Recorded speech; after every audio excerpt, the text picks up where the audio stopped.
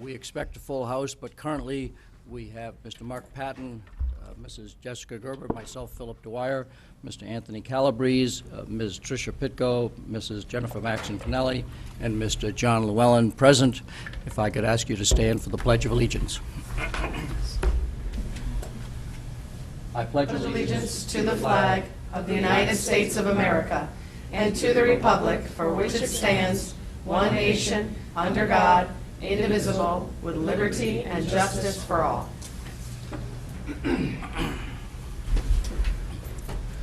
First, happy Valentine's Day for those of you who are here instead of doing what you should be doing, and that's celebrating Valentine's Day. So I thank board members for showing up on this special day. Second, I do have, I'm getting over a little bit of a cold, and so my gravelly voice probably bothers you more than it bothers me. But I hope that you'll understand me. Student reports. Welcome. So who wants to go first? Sorry. Hi, happy Valentine's Day, Mr. Dwyer. I do agree with you. I'm also getting over a cold myself. So earlier today, our culinary students from both Ludlow and Ward joined together for a great day of service and collaboration. The culinary students from both schools joined together to serve a very special Valentine's Day luncheon to over 150 Fairfield residents at the Senior Center on Mona Terrace. During the meal, a combined Ward-Ludlow string ensemble performed a concert worth of pieces, including amazing solo performances. The luncheon was free to all town seniors and paid for by the PTA Council of Fairfield.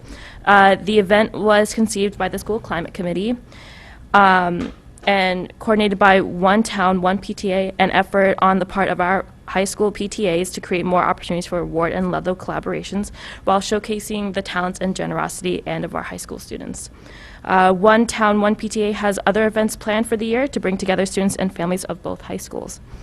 Secondly, I would like to share some of the ways the school is incorporating Random Acts of Kindness Week. The Climate Committee is sponsoring the Daily Kindness Challenge and to the school community. Each challenge is announced daily in hopes of spreading kindness around the school community. Here is the schedule for the week, which started this Monday. So Monday was compliment someone. Today, smile at a stranger, which is good for Valentine's Day. Day 3, allow yourself a few moments to close your eyes and think on the great things you have in your life. Day 4, pick up the trash on the ground. It's a good thing to do. And day 5, think a person of service, teacher, and provider. And lastly, students have been busy making their course selections for next year. Students attend assemblies to understand the process. They are consulting the program of studies. They're having conversations with their teachers, counselors, and other students to learn about course options they have for next year. It's always exciting to think about next year's courses and the many great options, even though they're really tough choices because they're so good. I personally found great guidance from my teachers, from my student peers, especially on what classes would be best suited for me. And I think my course selections for this year was actually really great and actually super fun. So that's it. Thank you. Thank you. Any questions for our Ludlow representative? You get extra points, by the way, for being here on St. Valentine's Day, and Mr. Oppenheimer does not. Yeah. Mrs. Maxon Finelli. Just one quick question. For the day 5 of the Random Acts of Kindness, are the students being encouraged to do that via email since Any form is great. since they won't be in the building? Well, yes. We can thank the officers that are protecting our schools every day, and just the teachers for helping us through everything, the ups and downs of high school. So yeah, it's fun. It's a great thing to do. Any other questions? If not, what's happening at Fairfield Ward High School? Hi, happy Valentine's Day again. So a couple things that she has said. We also did at our school, like the luncheon. It was great. Also the course selection. We had a course selection night for the 9th and 11th graders, so it was very informative and very helpful. The guidance counselors have been very, very helpful with everything, so I thank them for that. We also had our annual tour of electives. About 800 people altogether have showed up with the incoming 9th graders. So about 100 students took them around the school and showed them around to all the electives, and So about like 40 teachers were there, greeted them, and it kind of explained what the class is, the things they offer. We also are currently sponsoring our LMC Lego project. So what it is there's 5 teams competing, and they're competing to like redesign the library if they had the option to do that. It's not necessarily we're going to like redesign the whole thing, but they want to see ideas of what students would like to see. So I think that it's great that they're trying to get our input and see like what they can do in the future to help us. Also, currently at Ward, we are sponsoring Black History Month, and we are appreciating all of the things that we feel have gone, haven't really received a lot of attention. And so we have a special daily bulletin. We have a bulletin board displayed outside of the main office and have announcements over the intercom every morning, which is really nice to hear during homeroom.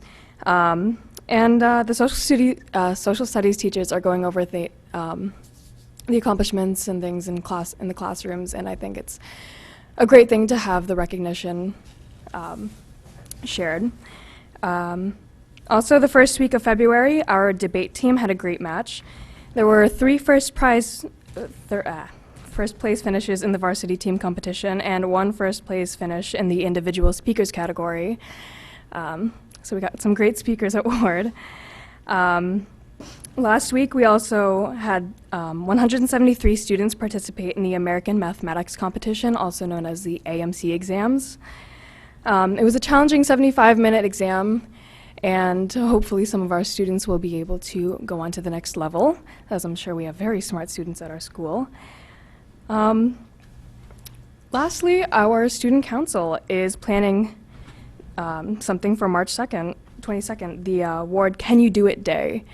And we're not entirely sure what it entails yet. I'm sure they like their suspense, but we will definitely let you know. Any questions for our representatives from Ward High School? Mrs. Maxon Connelly. Just one question to all 3 of you. This is probably the first report I've ever heard that had absolutely no sports in it.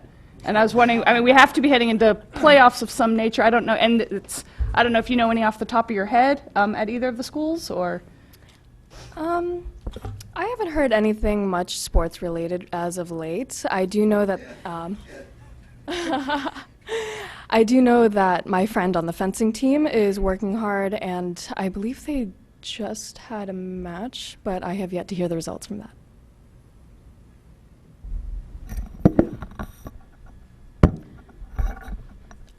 Well, the combined Ward Ludlow girls hockey team did have their senior night. I believe it was yesterday, and I heard that was a great turnout and it was very fun. I had a personal friend that's on the team, so we were there to support her, and it was a great experience. I myself I've been sick, so I haven't really been in school, but I believe our dance team had a really great competition at Ward, and I believe they did a very great job from the videos that I've seen, and they were very excellent at what they did.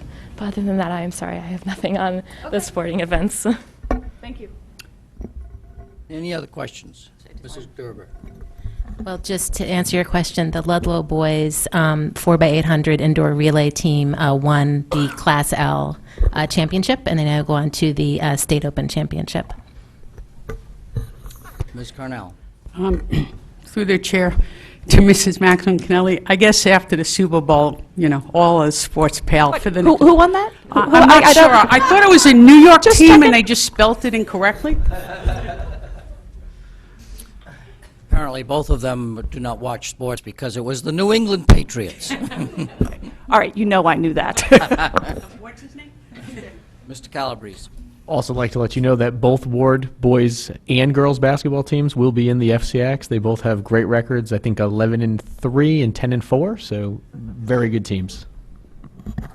Any other comments or questions for our representatives from the high school? Okay, thank you very much. You're welcome to stay, but you're also welcome to head off to other things. Thank you. Now we're at the point for public comment. This is time for members of the public to comment on agenda items. Anybody from the public wish to come forward and speak on an agenda item? State your name and address. I don't see anybody coming forward. So on to the first, the new business item, approval of the Holland Hill ed specs. Let me make a couple of comments, and then I'll put the motion on the floor. The intent, the last time we talked about this, was to conform the ed specs in format to be more like the Riverfield ed specs, but to conform them in a way that matches the current Holland Hill plans as they had been adjusted. So we wanted them, I don't know that this is a term, ed spec neutral, but we were not anticipating any less of an expectation at the school, nor any more of an expectation at the school. We wanted the ed specs to represent what we had already passed and just put it in a more clear format.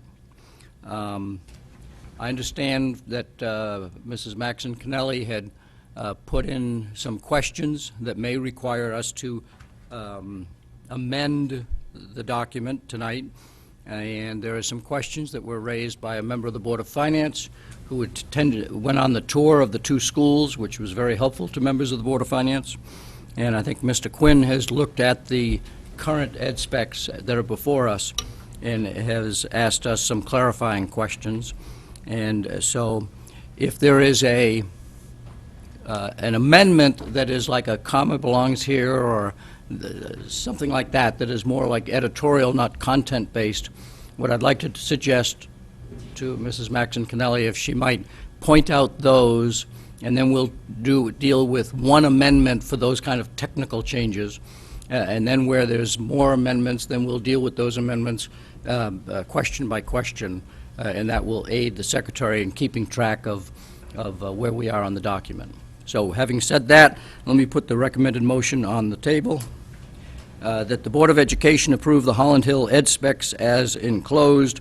In its enclosure, 1A and 1B, they're the same. One's a red line version, one's not. Do I have a motion? Mrs. Gerber, Mr. Patton, seconds. So I'll turn to Mrs. Maxon Kennelly, and if you could go through your questions. Okay. The editorial ones, I've kind of, I've taken care of those, so these are all substantive at this point. The first question, and I'm working off of enclosure 1A, the red line, I guess you referenced it, document. And the first question comes on page 2. At the end of the first paragraph, there's a reference to the installation of new lockers. There is also reference on page 4 in the eliminated language. Let me find where it is. 3 bullet points up from the bottom where it says replacement addition of lockers.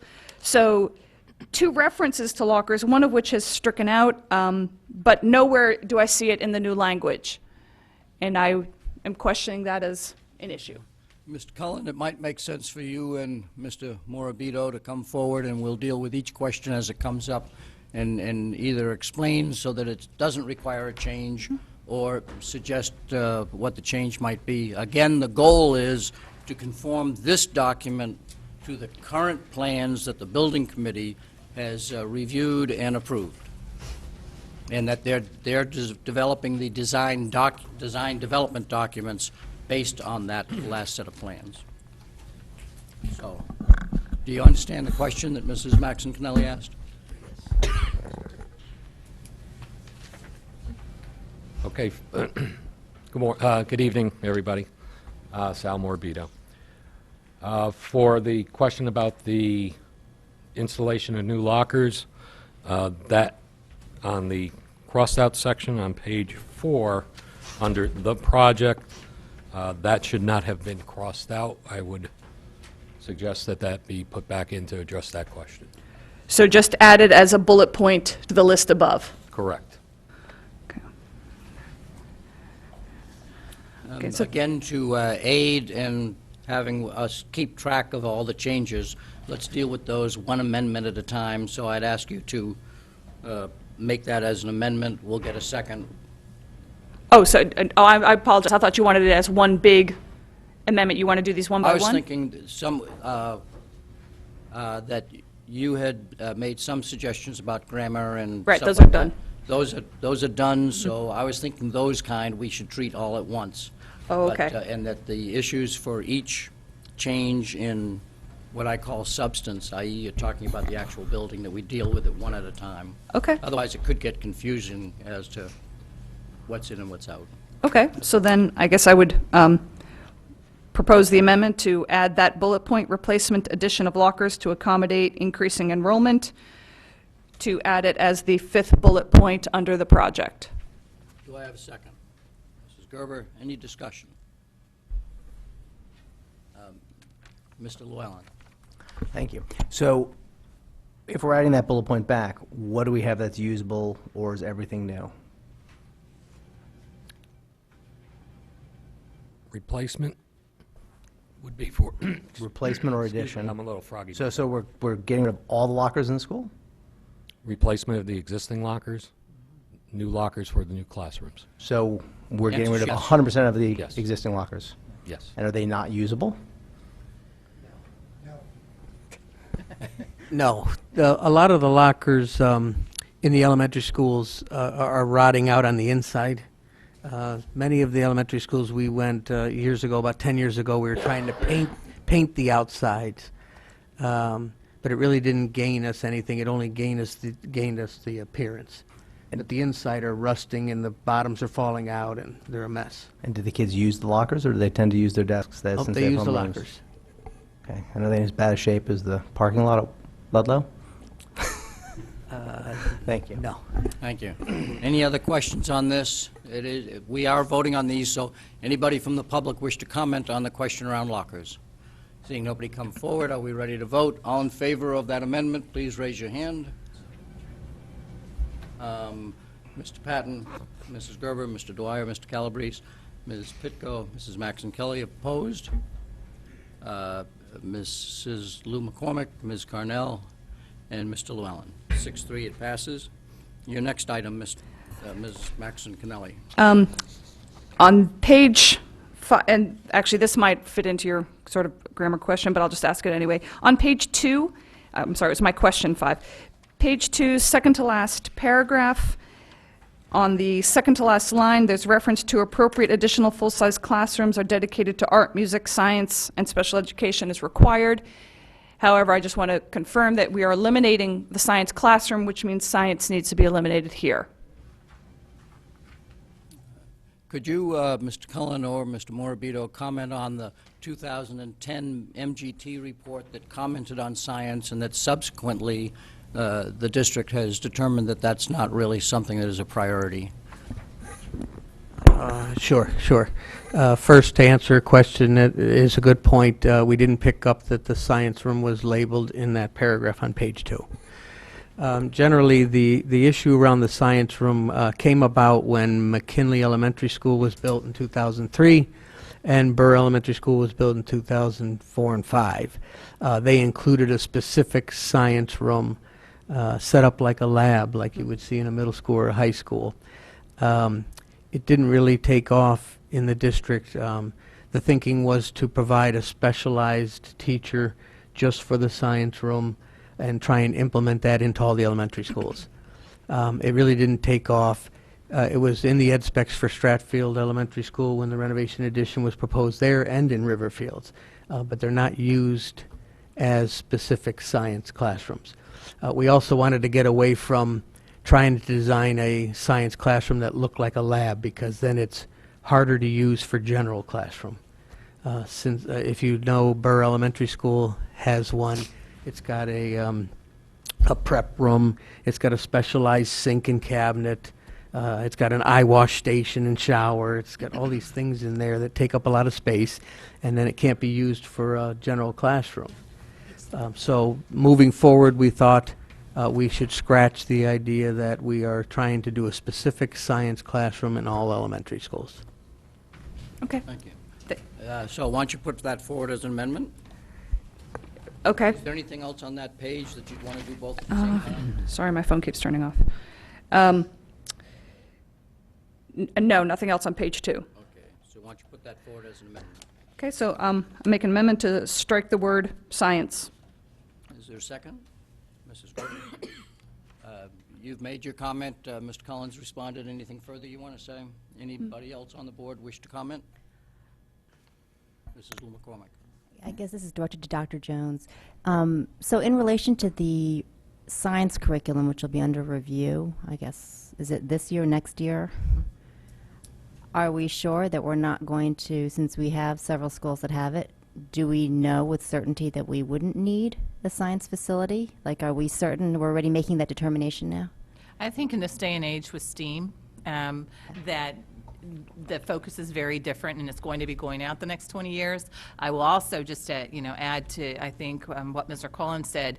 The lab that we put in is something you would see in a high school. I would never recommend a lab like that for us. I don't think that an 8 or a 9-year-old needs a fume hood, because they shouldn't be dealing with chemicals that require you to have a fume hood when they're 8 and 9 years old. So that, I think that it was a great decision to make that change. To remove it, right. And how much extra cost did that actually, like, how much does that save us by eliminating that?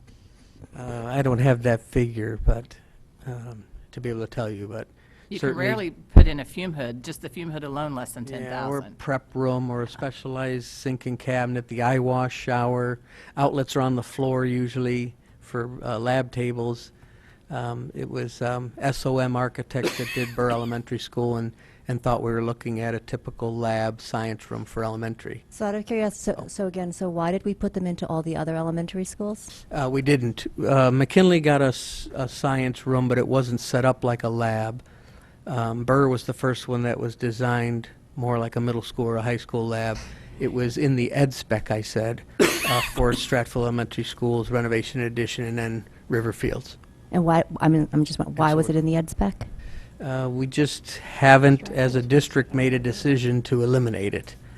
I think the district wanted to go in that direction, but it never really materialized with the budgets or the staffing. One answer may be that when the district puts together ed specs, they have kind of three components that they look at. One is, what are the changes that are needed based on projected enrollment? And so then they deal with that space need. The second is, in 2010, there was an MGT report that said, here are program deficiencies. And on certain schools, elementary schools, they listed a science classroom as a deficiency. The district has not chosen to look at that 2010 report and pick and choose which items should go in the lab's ed specs. They've just lifted the entire set and put it in there. Subsequent to 2010, Mr. Cullen was explaining, the thinking has changed on science classrooms, but just picking it up and putting it in there is how it ended up here and in other places. I think that's about the only explanation. Okay, so Still have the floor. So to some extent, there was like a blind following of the MGT recommendations in the past, and now we're Correct, but we finding- gave the information to MGT. When he was doing the capacity deficiencies, the district told them that, we were going towards a dedicated science room like McKinley and Burr had at the time of the 2010 report. And now with certainty, we're saying that we are not going to be doing that anymore. Correct. And so what are we doing with the capacity of this? Are the science rooms now fungible? Or you're saying they're not fungible towards other classrooms? McKinley's is. Burr, I can't explain tonight what they're using Burr's for. But I just said they're difficult to use as a typical classroom when they've got lab tables set up in them, outlets on the floor, the eye wash and shower, and so Burr's is a little difficult. But the other schools, we did general classrooms, so they could be used for any subject. I guess what concerns me is how we are wavering from what we do and then what we implement, and now we're going to change from what we did, and who knows how we're going to change what we implement, because we haven't even decided yet. And we're not going to offer the flexibility to go in that direction anymore. I don't know if it's easy enough to provide some flexibility in the ed spec so that it's a classroom or science lab convertible type of alternative versus just saying no. Because if we just say no and you have whatever it is, 4 schools that have it and the others don't, then we have this whole inequity thing that comes up again if later on we decide we want to go in that direction, and then we have to build again. So I guess I get concerned with whether you blindly follow the MGT reports or whether we actually think about it and discuss it and we have a consistent long-term type of process. Or do we just go by needs? Because if we're going to just go by needs, which it sounds like what we're doing now, what do we actually use? What do we actually need? Then that opens up everything. Then we should be looking at this based on need and not just by, well, we did the other 4 or 5, whatever schools like this, so we should do this one. That means that we can have some variation, and we're not worried about each school being exactly the same, in which case I think a lot of these terms need to be reviewed.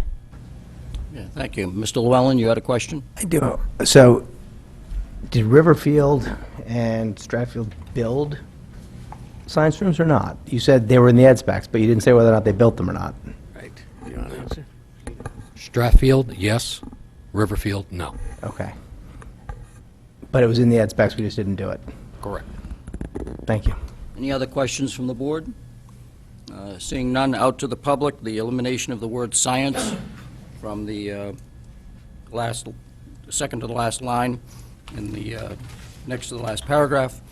Please come forward if you wish. Mr. Quinn? Hi, I'm Tom Quinn. For the benefit of the TV audience, you know, remember you're a rock star. You're on My TV. raspy voice on TV. But I was the chairman of Riverfield, and originally they did have a science room in the specs. We reviewed it with the People's Central administration and also the principal, and determined that we really didn't need it. And I can tell you, since I've sat in on science class at Riverfield since we built it, the kids are getting great science. I sat in and we talked about astrophysics and, you know, all the stars up there and different other, I don't understand it, okay, but you can ask somebody there, okay, but they did have science instruction and they were working on experiments, but they weren't working on any type of chemicals or anything that was dangerous. And that's one of the primary reasons we didn't put that in. And I think it works out fine. Thank you. Any other questions from board members? I said first. Any other member of the public wish to come forward? Seeing none. Back to the board. Mr. Llewellyn. Sure. So I guess my question is for the same gentleman. If we didn't put it into Riverfield, but it was in the ed specs, did we amend the ed specs with the state? Because we're supposed to build to the ed specs, I believe. Honestly, I don't know. I don't recall the answer to that question either.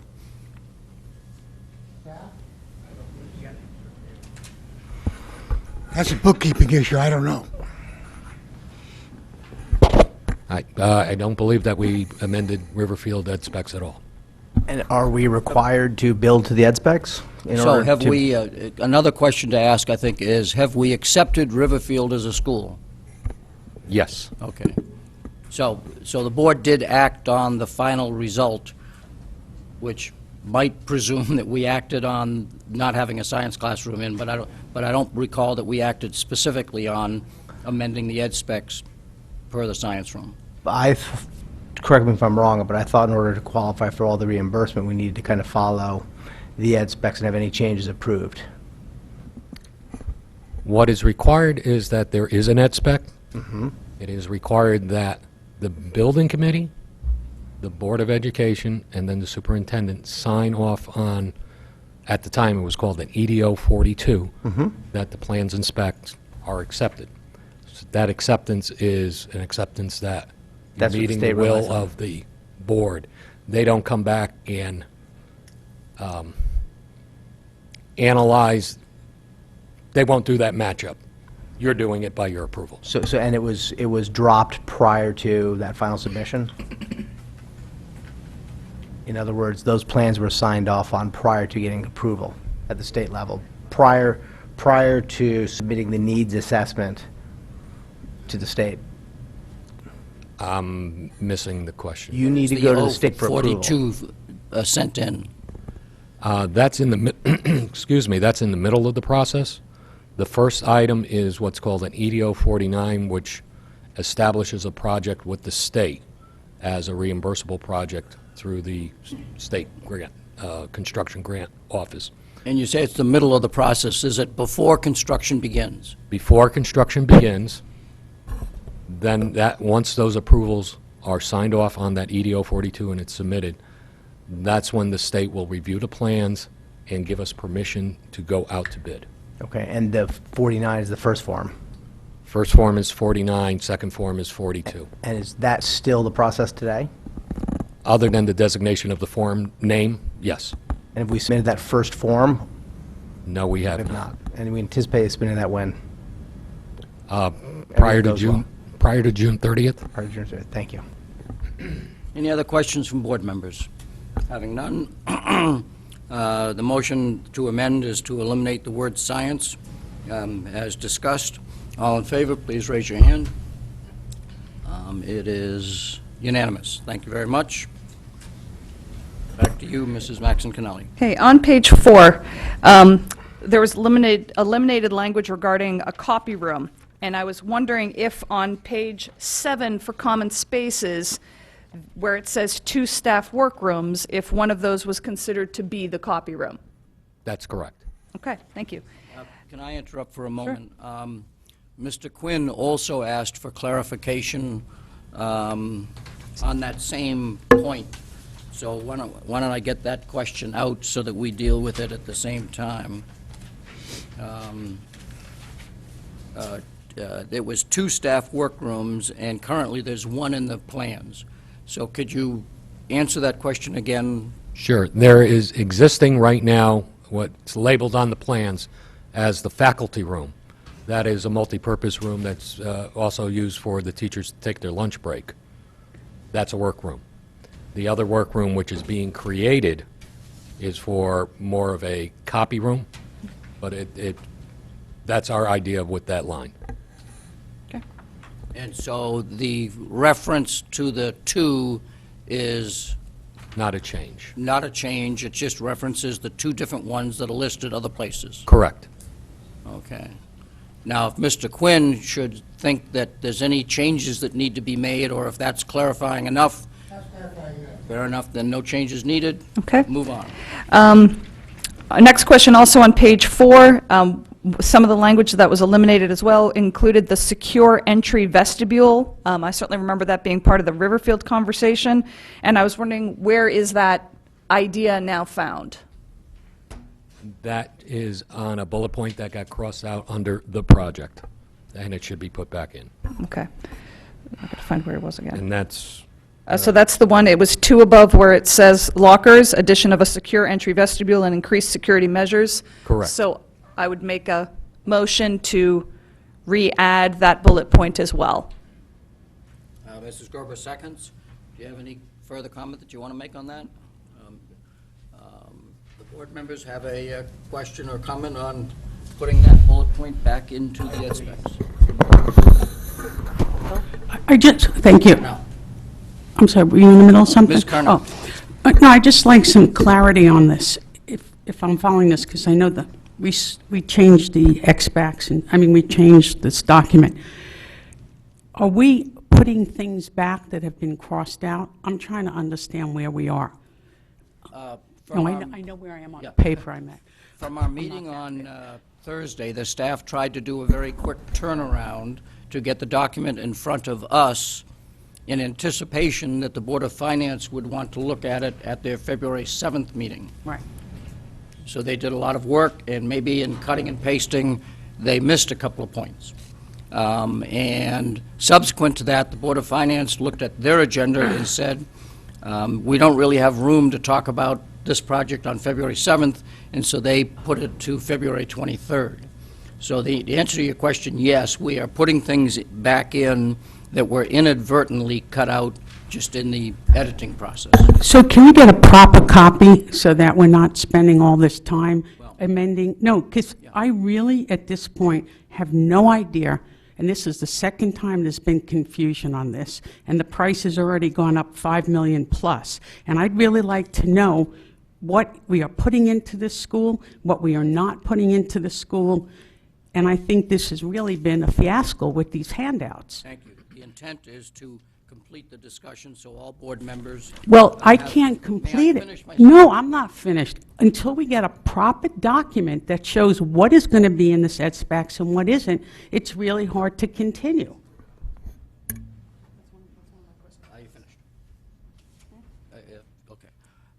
The intent is to have each board member have an opportunity to ask questions and to put items back into the document or correct language for clarification purposes, and then pass the document as amended, and then the staff will then do a non-red line version that will be clear as to what's in and what's out, and then that version will be sent to the board as a final document and should clearly state to all board members, as well as to the building committee, what is expected. I just want to understand, you're asking me to vote on something this evening that's not clear, and we'll get the clarity after we vote. I just want to make sure I'm following you. So each motion, I think, is clear that the addition of secure entry vestibule and increased security measures should not have been deleted from the ed spec, and we're putting it back in on that motion. That's the clarity on that motion. We're trying to take them one at a time so that there is clarity as to what's in and what's out.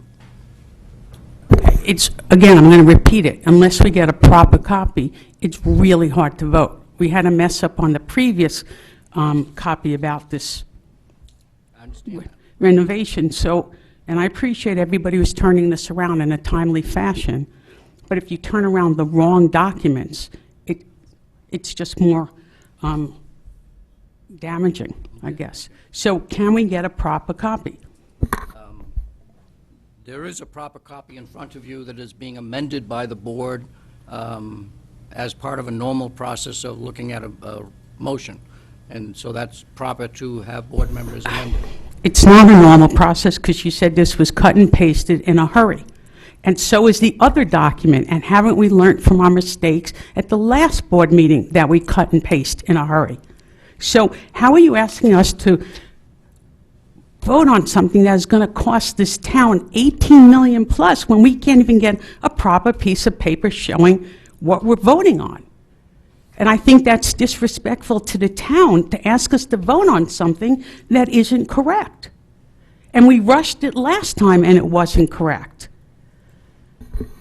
And the Board of Finance, if I understand correctly, we were doing this so that they can have the document, I think, and then they didn't have time to vote.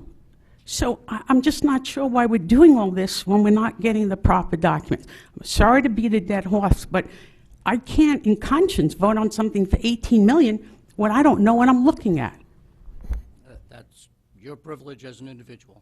Well, what? Excuse me? So, Well, I'd like, and I don't know if this is proper, I'd like Dr. Jones maybe to step in here and get some clarity on this, because I believe her name is on here, and yours isn't. No disrespect, but I'd like some understanding. You're spending $18 million of the town, and we don't have a document. That's correct. Dr. Jones, do you wish to comment on Mrs. Carnell's comments? What I can say is that I think the staff have worked incredibly hard along with the building committee, and I think we feel confident that we are on the same page, and that, and making the edits on these two that were left out, I think it's clear that they're supposed to be there. We are all have the understanding that the lockers are being replaced, and I think if you ask the building committee, they would agree with that. So I would like to see these approved, because what we don't want is for the project to be delayed. We want to make sure that we can stay on course so that we have a building for our children, and I do feel confident in the process. I think on this paperwork, when you are doing documents, sometimes making an amendment is part of the normal process. No, it absolutely is, but I think we went through this last meeting, and, you know, where we were handed incorrect documents because they were cut and paste. You're looking at me like... But you're... No, Dr. Jones is looking... No, I'm saying Dr. Jones is looking at me like she's not sure what I'm talking about. That's where I was being respectful to her. And I'm talking about what Mr. Cullen and Mr. Esposito handed out. Those were wrong also, so we had to go back and amend those. Further comments on the amendment of putting back in the words, addition of secure entry vestibule and increased security measures on that amendment? Any comments on that amendment? Any comments on that amendment? Are we ready to vote? Public. Oh, we didn't go to the public on this one yet. Okay, sorry. Any member of the public wish to speak on this amendment regarding the secure entry vestibule?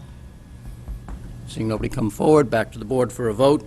All in favor of the amendment to restore that bullet point addition of secure entry vestibule and increase security measures to the ed specs, please raise your hand. Say aye. Mr. Patton, Ms. Carnell, Mrs. Gerber, Mr. Dwyer, Mr. Calabrese, Ms. Pitko, Mrs. Maxon Cannelli, Mr. Llewellyn. All opposed? Abstain? Abstention? Mrs. Lou McCormick. Thank you very much. Mrs. Maxon Cannelli. Thank you. I didn't bring a language change forward because I wanted to be clear on your intent before I tried crafting anything. My next question on page 4 as well was regarding the one piece of blue language, which was, as again, blue indicating that this is language added unique to Holland Hill, and it says the full description of the educational program to be provided by this project is as follows. And what I was uncomfortable with there is that it does not make clear or acknowledge that much of what is listed is already present. And yes, we know that, but it just seemed, had been my hesitation at the last meeting to just saying, let's just put this in, is that I thought, exactly right there was the opportunity to make clear that while we're trying to standardize what's expected in, for example, a 504 school, but some of this is already here. So I put that out to you. I didn't know if you had a suggestion. What's in blue was our suggestion. But do you see my, do you see my point? Yes, Okay. we talked about that. And Yeah, if I might jump in, we did talk about that, and you have to keep in mind, we're into concept right now, so you tend to want to make this look like the concept, but the ed spec is really intended to say, this is what we want and need from the project, and the art room, I think, is a prime example. If you go to the first iteration and the second, there is an existing art room, but it was moved at first from the building committee, so even though it's existing, that doesn't necessarily mean that you would want to keep it where it is. Now, that's where we are on the current concept. Does that make sense? So it's not about that art room has to stay where it is. They could have moved it if they can do it with a cost-effective solution. Okay. It was just, I look at something like, the classrooms. Well, we already have classrooms. I guess I had been thinking that it would need to be something along the lines of, the full description of the educational program to be provided by the needs to be met to achieve this. In other words, indicating that there is a gap between what we have and what we want it to look like. This is what we want it to look like. Look, I'm fine with keeping the language as is. It bothered me when I read it that I didn't think it made the transition that I had hoped it would make. But if you've talked about it and you like it, and most importantly, Mr. Quinn likes it, then okay. Okay, move on. Your next suggestion? Yes.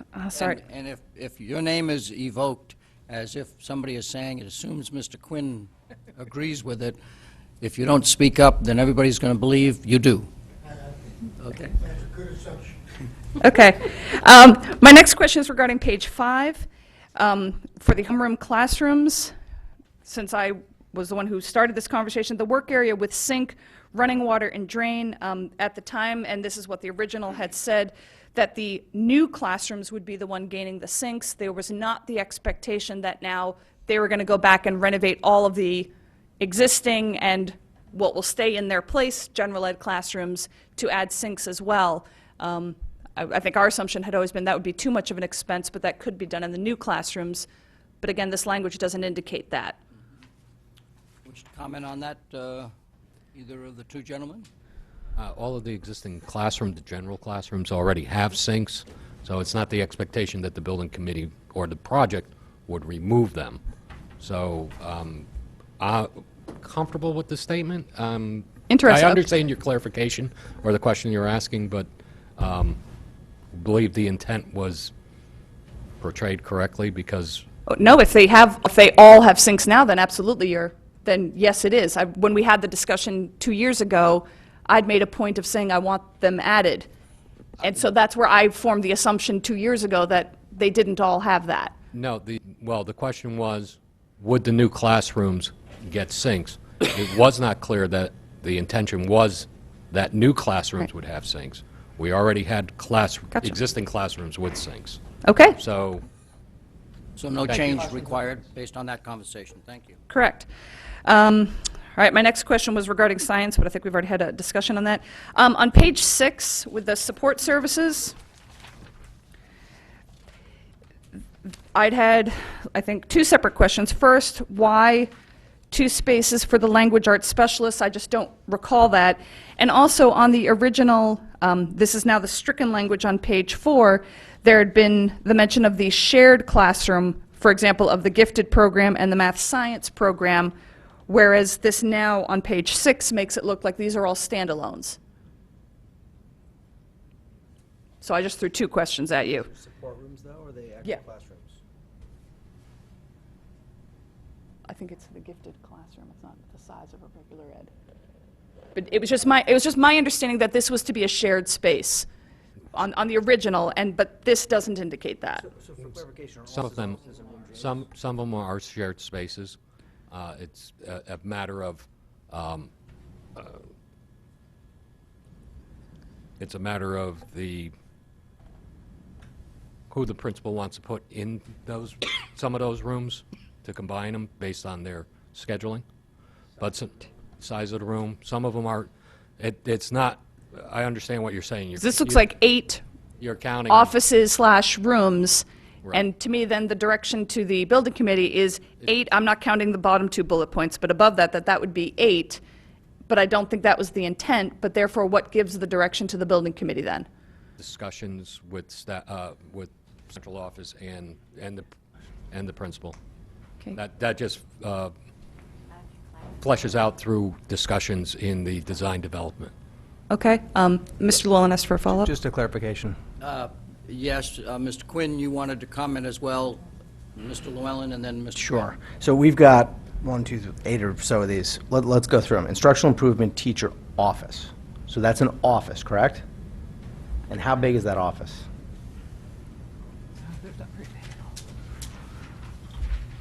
The hidden map.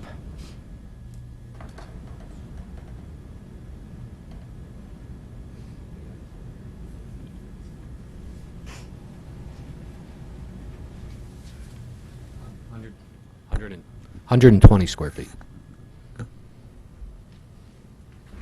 Okay. And then if we go to the next one, social worker office. Same deal? School psychologist. You mean school psychologist? Sociologist. Yep, I missed one, thank you. Glasses.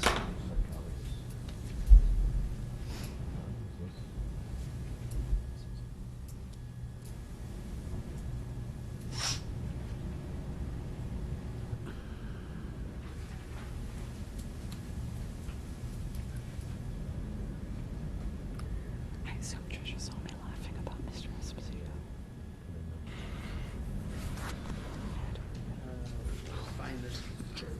Mr. Quinn might have it, I don't know, behind you. Huh?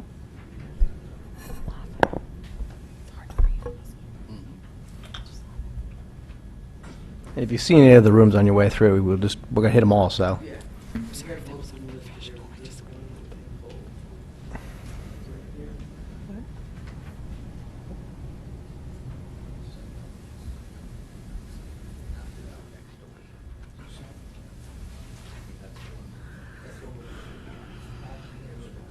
this is the newest one right here. 288. And the answer for 288 is for which room? Psychologist. Okay.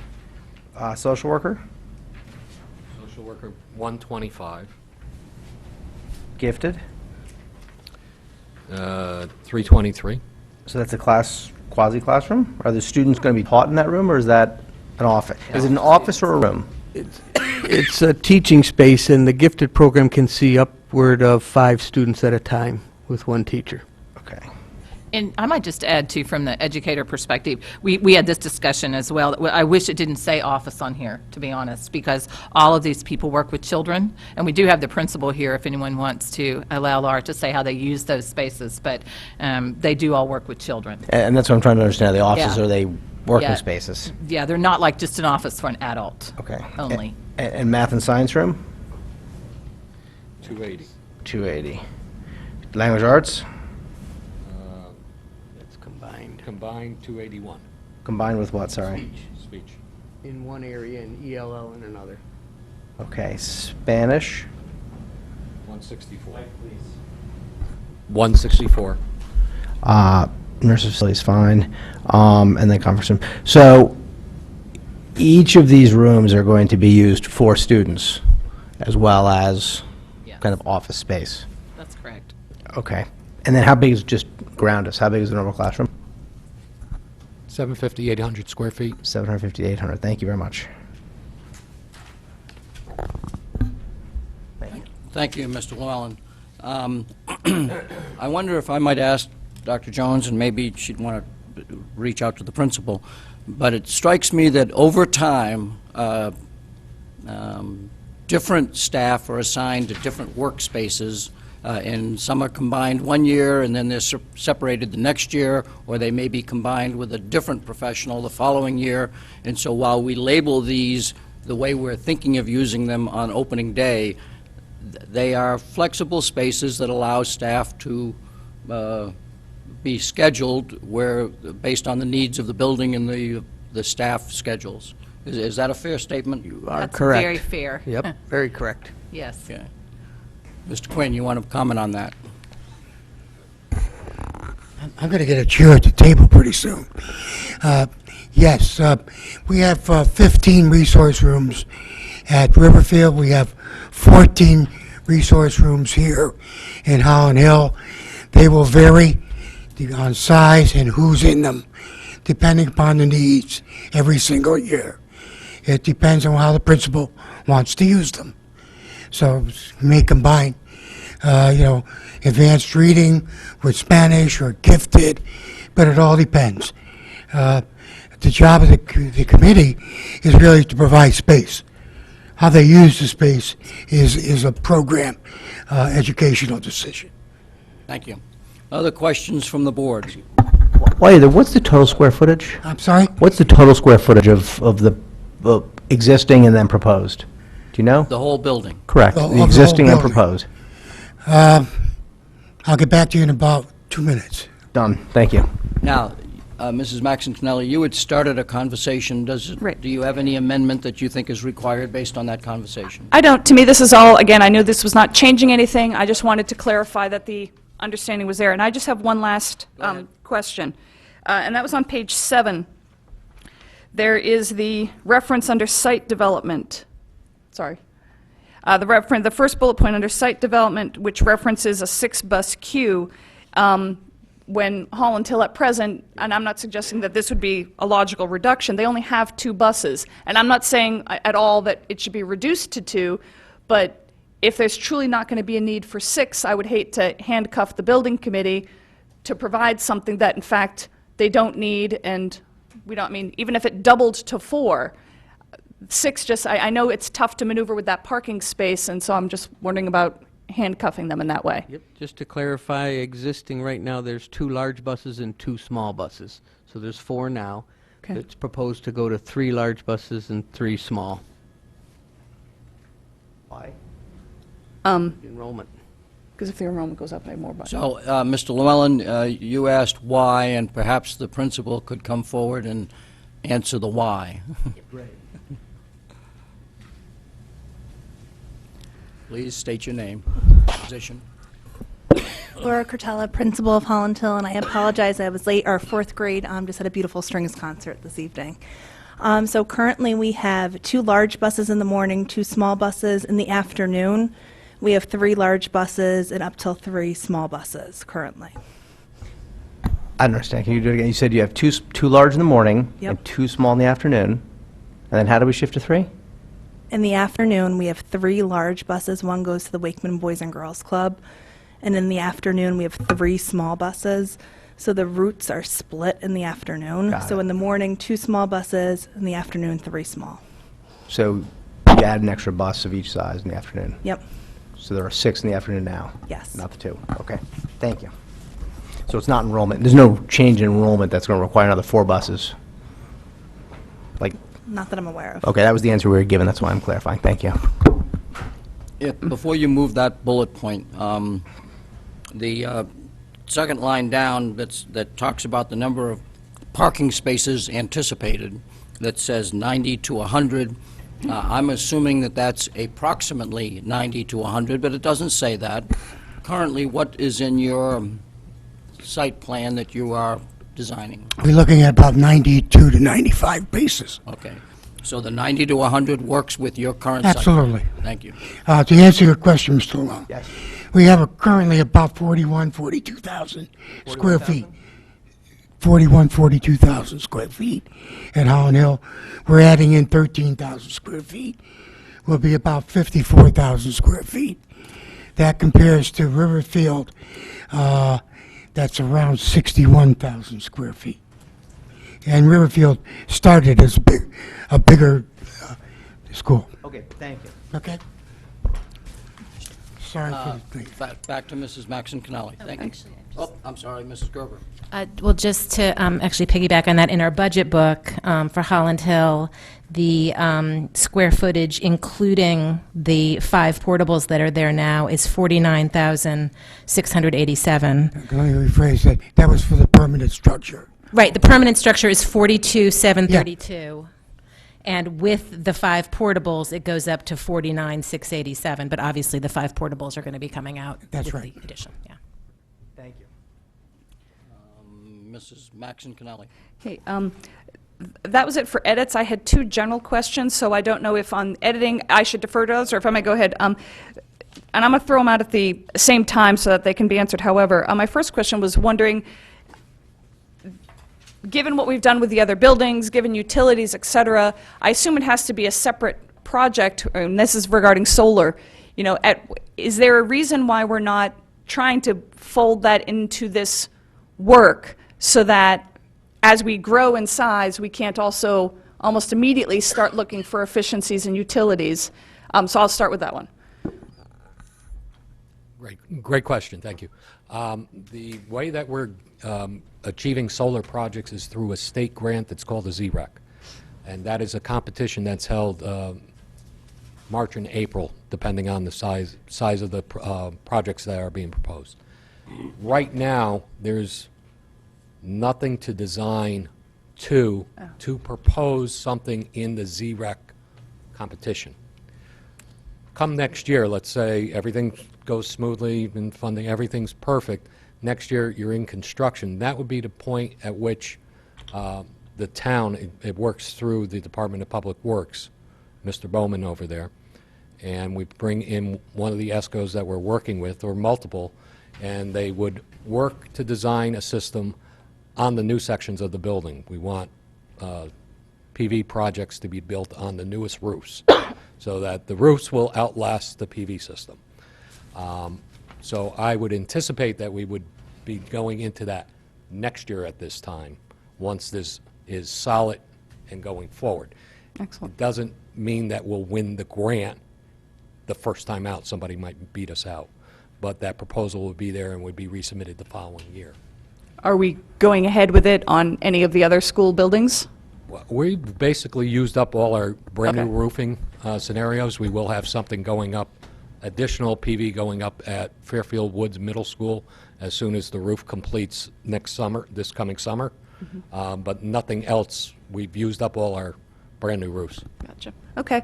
And then my last question, and I don't know if this is to you or to Mr. Quinn, was just regarding, I know that June 30th deadline is extremely important that we hit. And so just for our information, I was hoping someone could walk us backward so that we understand, you know, what are the, just as a reminder now, of what are the steps that have to be hit by all the town bodies to ensure that we do not fail to hit that June 30th deadline. Okay, to file the EDO, excuse me, I used the wrong designation, SCG 049, which starts the project, that's the document that has to be filed by June 30th. It must be accompanied by 3 items. The 3 standard resolutions, which says we can file for a state grant, there is a building committee, and that the project will be funded. Second item is the ed specs. We already have that. We have the 3 resolutions. We have the ed spec. Third one is full funding for the project. Take those 3 documents along with a form that's filled out with some information about the project, send it up to the state. We've met the deadline. But there are a few town bodies that we have to... Okay, So that's to- what I mean by walk us backwards. Okay, Or walking back, forwards. walking backwards, the building, well, I'll start at the front. The building committee has to get to a point that they can come forward with a funding request and bring it to the town boards. It needs to go to the Board of Selectmen first, Board of Finance second, RTM third. So those 4 steps for funding, determining the number and stepping it through the 3 town boards, has to be done before June 30th. And Mr. Quinn has a timeline for that, working with the team. Thank you. Is that it? Mr. Llewellyn? Can we now walk backwards from that, or in the opposite direction, whether that be forward or backwards? So June 30th is the deadline, and there, I guess, are there new criteria at the state level on how the whole process works? And there are different spreadsheets, there are different reimbursement rates that are being proposed starting in 17? The reimbursement rate is set based on town wealth. That matrix, that calculation has not changed as far as I know. So if one of the constituents of that number changed, our reimbursement would change. And it does from year to year. There's a tweak of a partial percentage point on each Yeah, and one. if we look at what's going on in Hartford, that doesn't bode well for us for, I think, anything. But I think there's a whole new process, I believe, up at the state level in going through this. I mean, there's a whole document that was released with their new procedures. And it talks about, $360 per square foot is kind of what their standards for construction costs. And it talks about renovation costs being capped at 17%, soft costs at 15%. Have you gone through the whole state's new spreadsheet to plug in all of the variables to see, do we qualify We for don't have a anything? full design and budget to do that with yet. But you should be using this to iterate, to get you to at least an indication of where you want to be. You've given me the square footage, so you know what rooms you want to build. So I think you've got a lot of the basic pieces to put in here to find out what's our maximum reimbursement. That's if we're going to get anything. I mean, the way the state has been cutting Fairfield, I mean, we can talk about it later with the whole teacher's pension at that extra vig that's coming down on us, and the elimination of everything. This board ought to consider that there's going to be zero reimbursement on this, because that's highly likely what could be the outcome of what happens here. So let's make sure that, it gets back to what Ms. Cormick said earlier, is, are we following a prescription here, or are we looking at what we truly need? Because the way things are going, I'm not sure we're going to get any reimbursement. When do you normally fill out the form that determines, that the state looks at to determine the reimbursement rate? I usually start the form between the Board of Finance approval and the RTM hearings, And then so that it's prepared once we get the final approval that last Monday in June. We'll have a few days to get the certified document from the town clerk that the funding has been approved, and get all the attachments and send it up FedEx to And in Hartford. order to fill out that form, you have to have a project budget that the building committee has said, here's the latest project budget. Correct. By that time, we would have that done, because that's what they're bringing forward for funding. So if we look at the priority list dates, June 30th is the deadline for submission. October 1st, DAS notifies the applicants of their priority category, which is going to impact, I guess, the percent reimbursement, if any. And then December 15th, DAS submits the priority list to the governor and the Education Committee. February 1st, the Education Committee submits approved or modified priority list to the governor and the General Assembly, and sometime spring, summer, the General Assembly is going to authorize anything. So we're not going to know what our reimbursement rate is until the summer of 18. The reimbursement rate goes by the date of submission, so we're submitting in June of 2017. That's correct. So the reimbursement rate, there's a rate that's set at the beginning of the calendar year for all of 2017. So we will get that rate. It's actually published now. So I can actually get back to you with what the base For rate June is supposed 17th. to be. the October date that you stated for priority list, that's just, that categorization has nothing to do with the percentage rate that you get. So what if in the spring of 18, the General Assembly doesn't fully fund it? That's actually the portion, the priority list is to categorize, there's different filing categories for projects. Correct. There could be brand-new construction. There's extension alterations, such as this project. It could be a roof. They would fall into the different categories A, B, and C. I don't have the breakdowns of those right now. I do. Okay. Theoretically, and I don't know of it ever happening, is that all the projects that are in the category A would be totaled up and come out to X million dollars. Category B, same thing, category C. Theoretically, when they're voting on the bonds, they can say we approve A's, we approve B's, and we don't approve C's. I believe that we are in the highest category with an extension alteration. I believe it's new construction and extension alteration. And renovate, what they list as renovation is what you would have heard of as renovate as new. We're not doing a renovate, build like new. We're doing an extension alteration. Be careful how you phrase this, because B has to do with providing comparable facilities among schools to all students at the same grade level. So, you know, as you guys sit and say, hey, that's what we're doing, that drops you from an A to a B. So let's, you know, make sure we put in here what we need, not what's going to make us, you know, kind of pari passu with the last couple that we've done. You know, you can sit here and say that you're comfortable that they're going to give us whatever the percent is, but what have we received on Riverfield? What was our reimbursement rate approved? I believe it was 26.79, Didn't I believe. Mr. Tetro say the other day that it was closer to 20? What Mr. Tetro is probably talking about is what do we net at the end of the project. There's certain items within the construction that are not eligible for reimbursement. Basically, if you're repairing something, with certain exceptions, they won't pay for it. So if there was a classroom that you came in and did the alterations that we're talking about, sprinkler system, HVAC, and you put the ceiling back, but there was a hole in the wall, and you fixed the wall, and there's $1,000 to fix the hole in the wall, that's a repair. They would not pay reimbursement for So, that. for argument's sake, where's our current number? For argument's sake, what's the current budget? 18, 20? 18, it's, Just throw out a ballpark number. Oh, I don't do that. Give me an exact number. I've lived longer than that. Right now, what we're looking at before we finish DDs is a number of 18,553. My guess is by the time we finish, we will be at the 18 down, okay?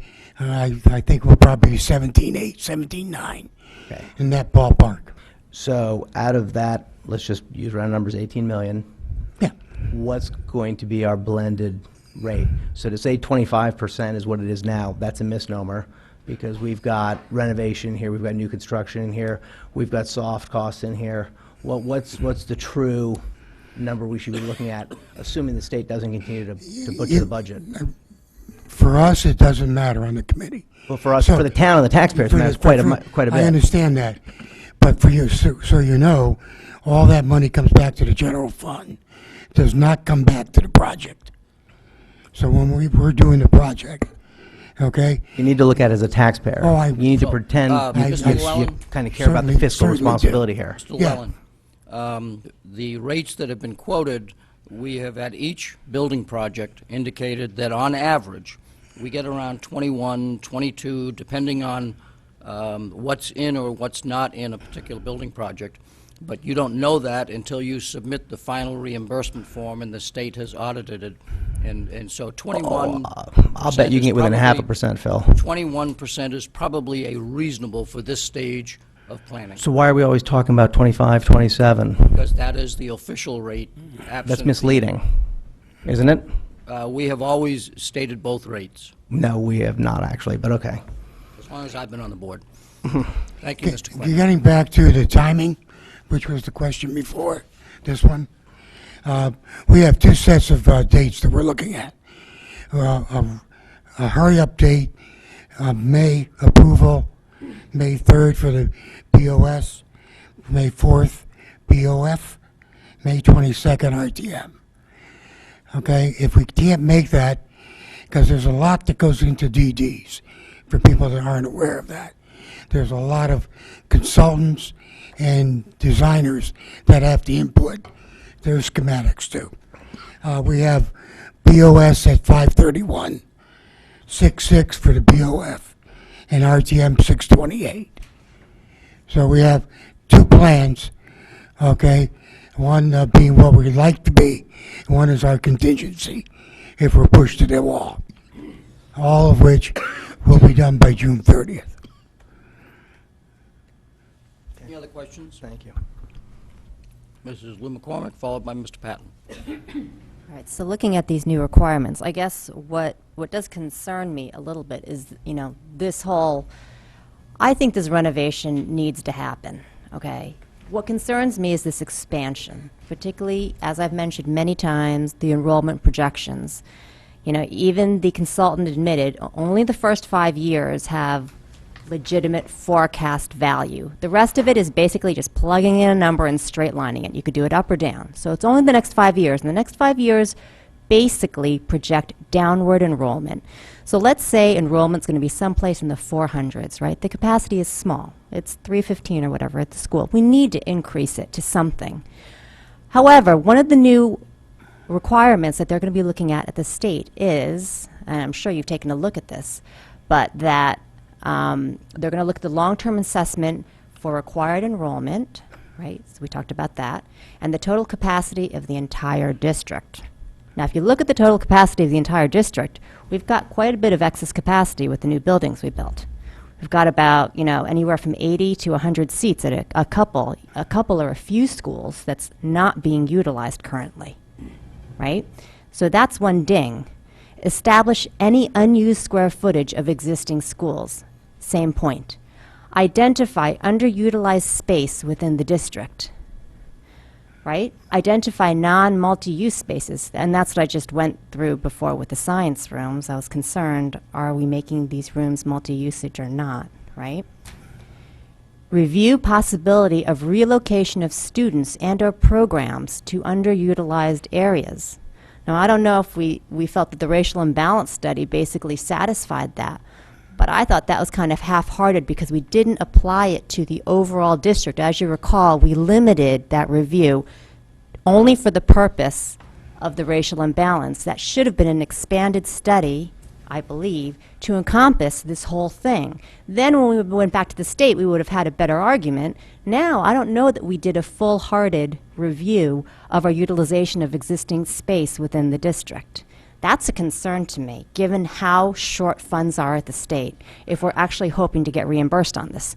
Or maybe in our minds, we're just saying, we're not going to get reimbursed at all. All that's going to hang on the Fairfield taxpayers, if that's what we're counting on, in which case running the bill from 13 million up to 20 million seems excessive, given the fact that we have excess capacity, and in addition, that the capacity that we need just to satisfy the Holland Hill population is really nothing more than 450 seats, right? We're building to 504, and the question is why? Is it because of the MGT studies that we've had in the past? But we just agreed that we're not going to do that anymore. We're going to do to what we think we need, as opposed to just saying, well, we're going to do what we did before. And if that's the case, then why are we building the extra seats? Are you asking me a question? I'm sorry. I am wondering, yeah. Mrs. Well, Lou McCormick, this is the whole that thing. is a question for the board, not necessarily for the chair of the building committee. Well, no, because board determines I want to what they know want if, to build if to. they've examined this stuff. That, again, is your bailiwick. I was given a task of a 504 school, ma'am. Okay? The need for the 504 is in your hands, not mine. Okay, so you're saying that the building committee is going to follow the ed specs exactly, which I thought you guys didn't. I thought you took liberties beyond No, what... actually, we follow them pretty close, okay, as reasonable as we can. But a big thing is 504. We're not going to go to 800 or go to 200. We're going to be around that 504. But if we need to come down to 450 because you find that there's no need for that extra You tell me and utilization- I'll build it. But you guys made the decision before to not build before, didn't you? Mrs. Lou McCormick. I'm just wondering what the scope of the building committee is in being able to downsize. So if we approve an ed spec now for 504, but we decide, let's say in 3 months, that in fact, we don't need those 50 extra seats, does the building committee have the ability, without coming back to the board, to then go ahead and make it a 450 school? No, we would have to change. You the would have to specs. change it. I take direction from you folks. Yeah. And if you change it, I will change. So at what point, if it was one classroom, you wouldn't be able to change that either? I don't know. It's too hypothetical. Okay? I mean, you have to tell me what you want done, and we'll build it. So I can mean, that's our role. Can I interject? The establishing the size of the school and why we're building it to a certain size is a function of the Board of Education. We have argued this point before, and you and others have argued that we should not be building to 504, but the majority of this board has felt that Holland Hill is in the middle of our district. It is in a more densely populated section of our district, and we are building a school that, while it has a 10-year enrollment projection, we're building a school that is supposed to last 30, 40, 50 years, and that in the majority judgment of this board, Holland Hill should be built to a 504 school. I know that some members of this board still don't agree with that, but unless a majority of this board changes its viewpoint, then the direction will be to build to a 504. What I wanted to clarify was that I just have a fear that given what's going on with the state, at the end of the day, we're going to find that there's desire to overbuild within our district, because again, you're looking at, I feel that the majority of this board is focusing on individual schools' capacity versus district capacity.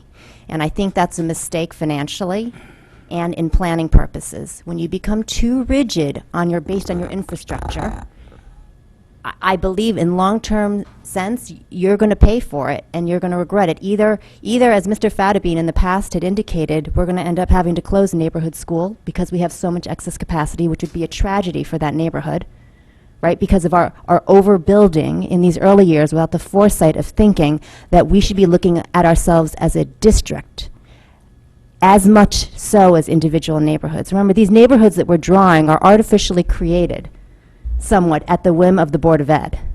And therefore, if we need to fix or realign them, we have the power to do so, particularly in times when we are fiscally strapped and we're having another $7 million headed our way. Is this the time that we think we should be just adding an extra 50 seats, which could be adding a significant amount to the tab on this construction, when we most definitely can't afford it, and we know the state can't afford it?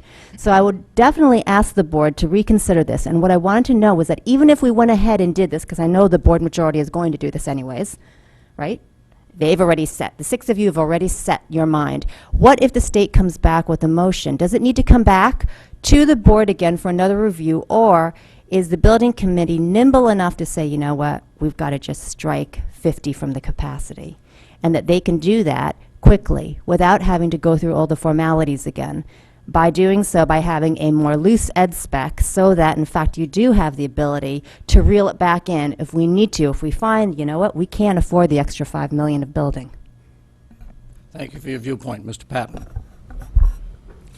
Getting back to the actual topic of approving and revising the ed specs, I had 2 questions. One is with discussion with one of the Board of Finance members. Can you reference a page number if you know so that we know where? The second question, yes. The first question that I'm about to say, not really. So the Board of Finance member was concerned about equity in schools in terms of resource rooms. And I wanted to know, could someone, maybe for the benefit of the public, redefine what a resource room is? Yes, Mr. Patton is talking about the tour that the building Board of Finance members took of both Riverfield and Holland Hill. Correct. Was very instructional to them, and one member of the Board of Finance sent in that kind of a question about the resource rooms that are needed at Holland Hill and whether there's sufficient, and they don't quite exactly match up to Riverfield. So could you comment on that comment? Yeah, the resource rooms at Holland Hill are 14 in number, and at Riverfield they're 15 in number. So in terms of numbers, they're relatively the same. Size-wise, I couldn't tell you offhand. Okay, they all vary. But outside of that, they encompass all the support services each school is designed to have. So, for example, on page, wrong document. On page 6, so that that's the support services that are listed in terms of we were talking before, referencing offices versus classrooms or rooms that are used by teachers and students together, like the psychologist's office, the social worker's office, etc. Correct? Yeah, we don't differentiate between an office and a resource room. Understood. Yeah. I'm sorry, what's the question? So again, just to define what a resource room is, again, for this Yeah, Board the of Finance resource member, rooms are for the non-classrooms, I guess the best way to put it. You have, the first, every grade's classrooms, but these are special needs kids. These are OTTP. These are school psychologists, language arts, Language arts, speech, yep. Okay? Understood. Those, which are normally not a full class, but rather run from like 4 to 8, 10 people at a time, depending upon. Right. So I'm personally very aware of all that. So I guess to your point about Riverfield having 15 resource rooms versus Holland Hill going to have 14, what's the usage? Maybe the principal would like to speak to that. What's the one room in terms of the usage needs of one school versus the other? Any idea? So perhaps the overall question is, if the principal wanted to come forward and say 14 versus 15, the fundamental question is, does the current design provide you with the support space for resource rooms that you need to properly operate the school? So why don't you come forward and comment on this conversation?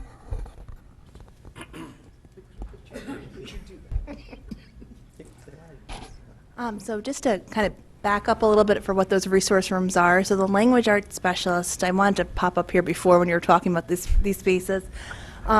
Each of those spaces listed under support services all see students. So the all have small groups. So right now, with the current plan that's in place, there's a space for all of those resource rooms. And so all the individuals that we currently have in those resource spaces would have a space with the new building, with the 14 spaces. Okay. Does that answer your question? Yep. And the fact that there happen to be 15 at Riverfield doesn't mean that your school is any less than the other school. Also, a lot depends upon when we get to the construction. Okay, we may find that as we lay things out, we may have room for another resource room. Okay, I mean, that happens because you're dealing with paper versus what the laid down scope is when you get into it. And things will change minorly, but you don't know. Or we'll have 14 bigger rooms, depending upon how it lays out. Okay, so, but this, for a planning purpose, this is pretty close. Okay.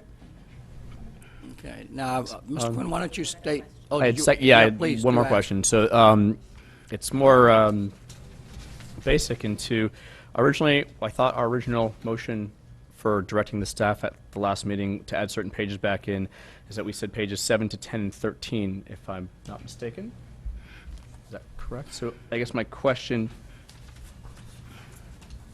is page 9, which I had asked about, I should say, it's page 9 of the packet from last month. So I don't know if you've all brought that. No. Which basically talks about space deficiencies and detailed descriptions and definitions of things like core facilities, class size, specialized curriculum, enrollment projections, et cetera, and the definitions of those types of things. And we agreed, I thought, as a board last time, that to have those definitions in as kind of a standard thing, even though they're not specifically needed, I remember the conversation, but I didn't know that we... I'm trying to look for my notes in terms of what the actual motion was and how it read back. Yeah, I thought about that. The motion was to direct staff through the superintendent to revise the Holland Hill Ed specs to include the information in the learning, educational activities, educational space requirement summary, and site development summary pages. Okay, because I have a distinct memory of Mr. Calabrese and I, during the making of his motion, talking about specific pages, and we added page 9 to that. So I see that I understand your definition, but that's not the way we actually talked about the motion when it was being You're not going to made. try and challenge your I memory really from Mr. don't Gerber's want to, memory? no. But I'm just trying to make sure that if we said we were going to add certain pages back in and they weren't added, I just want to make sure that we're kind of following our own direction. The motion does not, that's in the minutes, does not appear as though we did. And I actually have Mr. Calabrese's handwritten amendment here as well as a backup, and there are no page numbers on it. Page numbers on it. No, it's exactly what is in the minutes. Okay, so we did after the discussion decide not to do page 9. Thank you. Okay, that's it. I wonder if Mr. Cullen could join Mr. Quinn. There were a couple of comments on the draft for, I think, clarification purposes, but if there's a change in wording that might be required, I would rely on you to suggest it. On page 5, we refer to the kindergarten classrooms, each at 1,000 plus or minus square feet. And as we know, we're using 2 existing classrooms that are not 1,000, and, no, the reverse, 2 that are 1,000 approximately, and 2 that are not. That's correct. Does this sentence need to be changed at all, or does your definition of plus minus mean that what's in there is plus or minus? Yes, that's the reason for the plus minus. We found when we look at the elementary schools, some of them have kindergarten rooms that are 870 square feet, 920 square feet. We didn't want the building committee to think we have to have 1,000 square feet. You have to change that room. So if we have anything between 800 and 1,000, the principals have even agreed that that room works. Ideally, if we're doing a brand new school, we'd love to request 1,000 square feet for each kindergarten room. But if an existing elementary school has 1 or 2 kindergarten rooms that are under 1,000 but still work, they remain. That was the Clarified? intent. Okay. What we got? There's a comment about new numbers for library computer seating. I'm not quite sure what that is referencing. Does Mr. Cullen know what that is referencing? I do, but I would like Sal Morbido to explain it.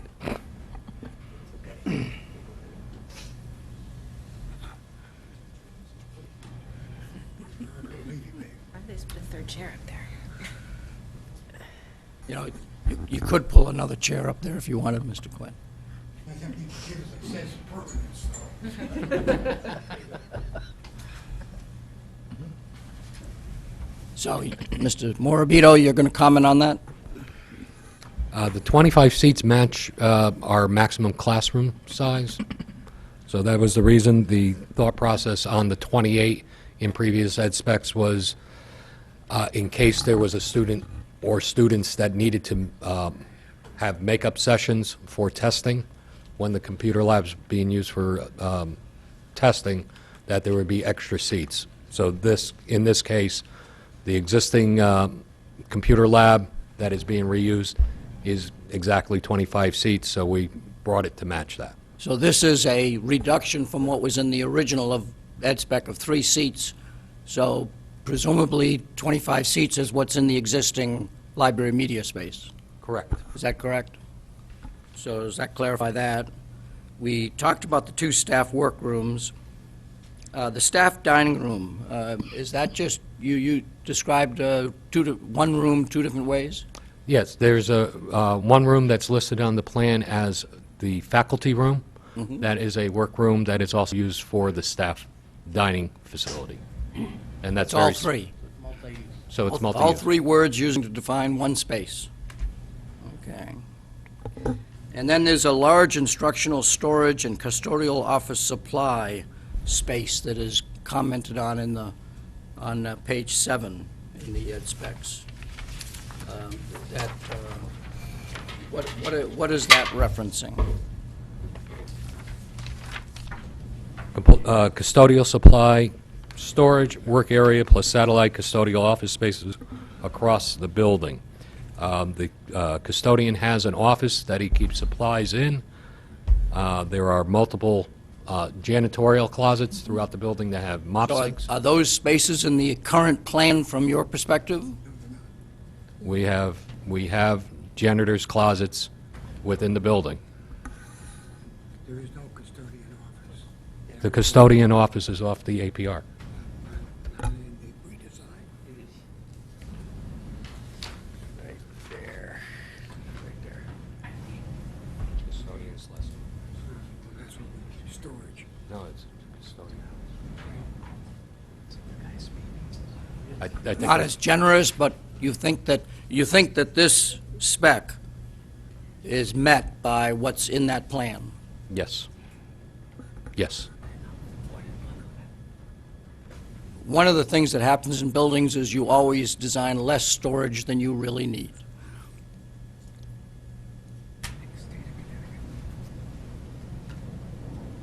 But at the moment, you believe that that spec has been met. Correct. We've already talked about the 15 versus the 14. The last one that is on the plan has been the source of interesting conversation at the building committee. Which one is that? The playground. The playground. Let me say it this way, that we were budgeted to put in a new playground, and we were going to do that through a non-reoccurring budget item or a capital budget item in our budget, No, correction is that it was under an operating budget under an item. operating budget. And it wasn't a replacement of the whole playground, but a large portion of the kindergarten playground was rotting and rusting, and we were going to replace those pieces. And then it was decided that since we were going to renovate that building, and in all likelihood, whatever we put there was going to be in the middle of a construction site, we didn't move forward on that plan, assuming, from the Board of Education perspective, that that playground would become part of the building committee's budget. Is that an assumption that we made? Sort of. The existing kindergarten playground that we were going to replace could have been the site for the new addition onto the school. They weren't sure. It was one of the locations they were looking at. It could have been the site to move portable classrooms out of the way. So generally, we had a discussion with the building committee chairman and vice chairman that we probably shouldn't go ahead with replacing that playground this summer if it was going to be in the way of something. Then we had discussions with the principal, and she decided that since it was so rusty and in disrepair, we didn't want to leave it and have any students get hurt, so we demolished it and worked with Department of Public Works to remove it. Okay. And when we put it into our budget originally, what were we budgeting in the operating side to do that repair work, not a full replacement, repair work? I don't have it in front of me, Mr. Chairman, but I believe it was either 56,000 or 62,000. But we can Now get that you we're exact having number. to, Yeah. and now that we're having to replace the whole thing, what would that budget be? Probably could be 120,000. So the conversation that has happened at the building committee is the chair has looked to the chair of the Board of Education and said, well, you're going to pay for that in your operating budget. And the chair of the Board of Education has looked at the chair of the building committee and said, no, I assume you're going to put it in your budget. And of course, they're trying to find every dollar possible to build the school that is currently there. And at the moment, Mr. Quinn, your budget does not include that playground. I wanted to bring that to the attention of the Board of Ed because the ed spec would make it part of the plan and This therefore part of the aspect, budget. yes. Does the board understand the catch-22? Mr. Calabrese? So the kindergarten playground has been removed currently. So what are those children doing for a playground?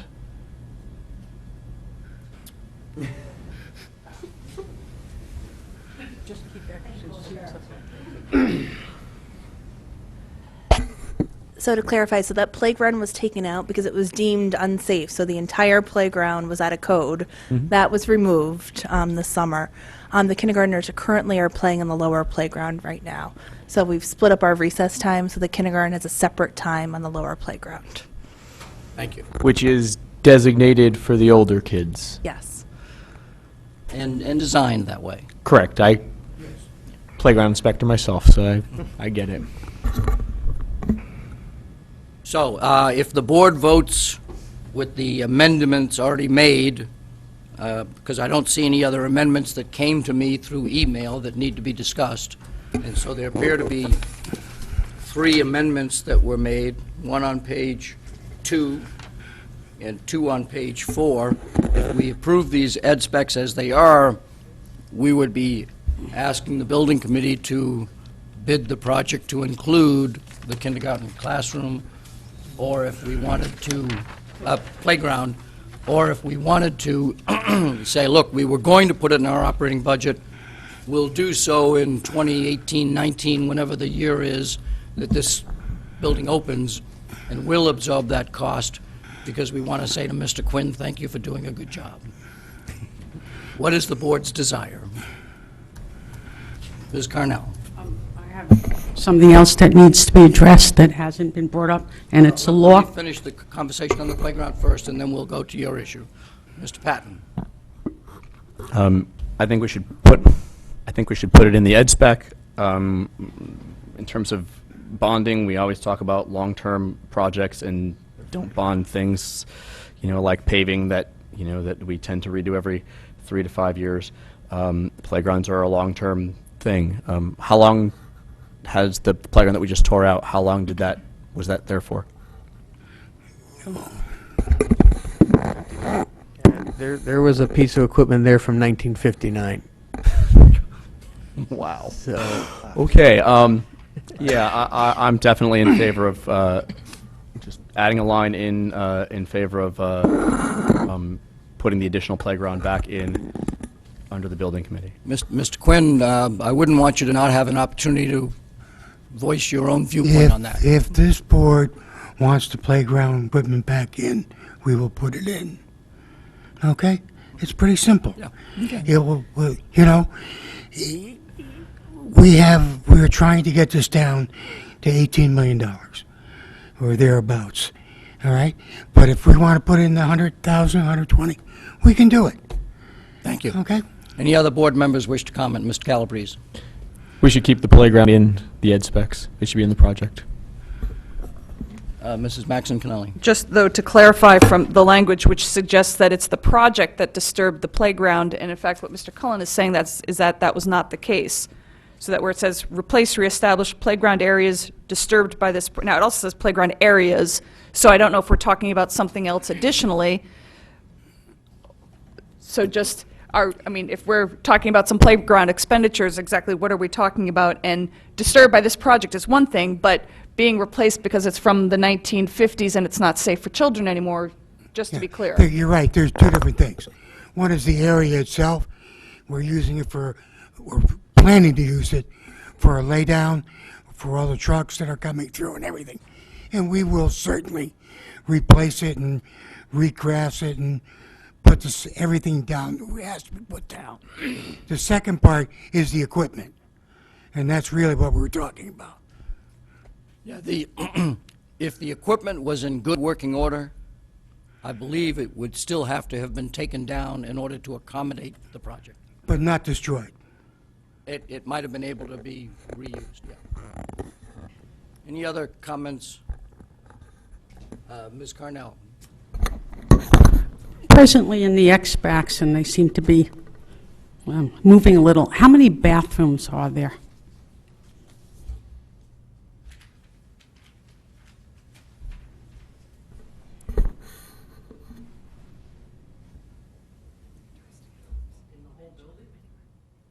There's 4 staff bathrooms. I'm sorry, what? 4 staff bathrooms, 2 male, 2 female. There are 2 large gang bathrooms, one boys, 1 girl. 2 large. Gang bathrooms. There are 2 smaller gang bathrooms, in the lower wing. In the lower grade wings, there are bathrooms in the classrooms in 8 classrooms, single toilet rooms. There is one bathroom in the nurse's office, and there's a bathroom off of the kitchen for kitchen staff. And in the kitchen staff, that's not open to any That's not a student? public, that's not a Okay. public restroom. So if I'm following you, we have one for the kitchen staff, and then including staff and nurses, there's 4, 5, 6, 7, 8, 16, 17.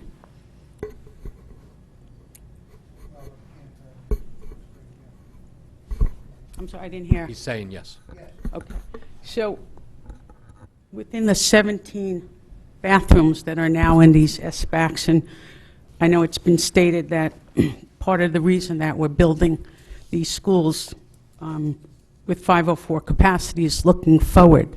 In terms of the you want to know where I'm going? Oh. No, I was thinking of my own school. Okay, in terms of the bathrooms, has any one been designated as a transgender bathroom? It's a Connecticut law.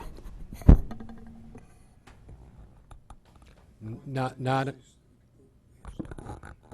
by nurses is non-gender. That's the one that you're making. that's something that. It has to be marked, and you didn't bring that up when I asked. You said the nurse's office.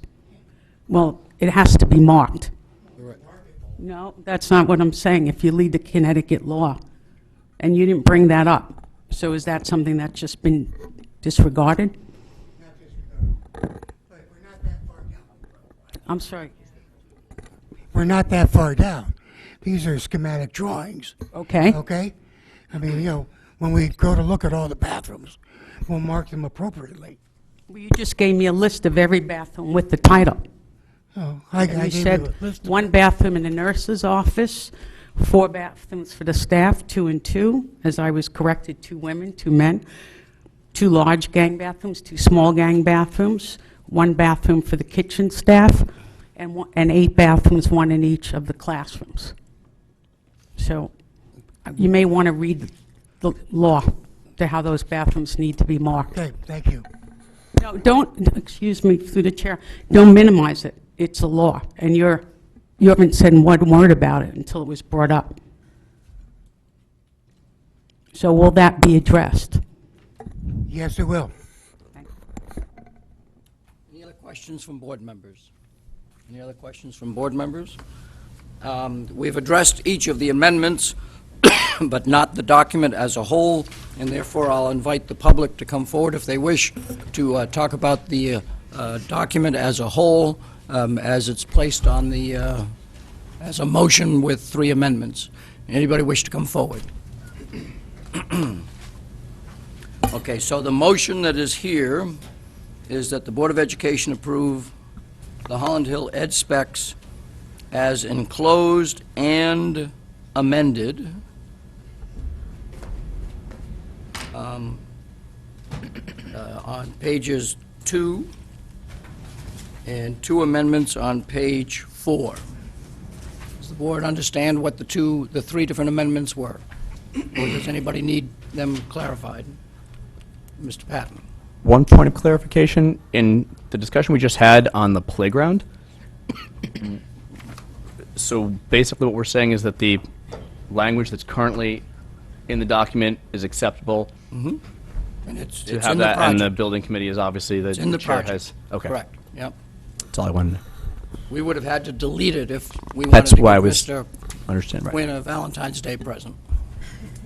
Mr. Quinn, based on our conversation and the amendments, does this now, do you believe, conform to the plans that you have? Yes. Thank you. Any last questions from the board? Okay, we're ready to vote. All in favor of the motion as read, please raise your hand. Mr. Patton, Mrs. Gerber, Mr. Dwyer, Mr. Calabrese, Ms. Pitko, Mrs. Maxon Kennelly, opposed. Ms. Carnell, Mr. Llewellyn, the minutes should reflect that we're now down to 8 members, so it's a 6-2 vote. Thank you. On to item 6, approval of the minutes. Is there Excuse any me. objection from the board members? Mr. Dwyer? We- Sorry, could I make one follow-up comment while we've got Mr. Quinn here, please? I would ask that, given where we are with the state funding, or the lack of it that's going to be coming forth on this, if when you bid this out, that you could bid it with kind of a non-state vendor. In other words, in order to get reimbursement, we need to use off of a certain list. But I have a feeling that if we're not going to be reimbursed, we don't know where we're going to be reimbursed, so we should go out to bid for some folks who may not necessarily be on that list, because that money may be come either de minimis or irrelevant Well, what versus will the savings. Okay. What will happen is they will automatically kick us out then. But that may be okay. It depends what they're coming back to us with. If they come back to us with 5%, but if we bid it If I to a knew that, non... then you're absolutely right, if I knew that.